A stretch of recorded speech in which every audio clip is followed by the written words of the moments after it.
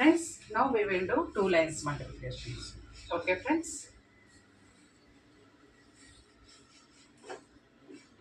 first ఈ line చేయాలి friends.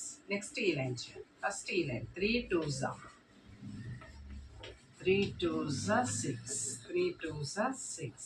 Next 3 1s 3 1s 3. Next ఇక్కడ ఖాళీ ఫ్రెండ్స్, ఇక్కడ ఏమీ రాదు ఇక్కడ. Next 1 into 2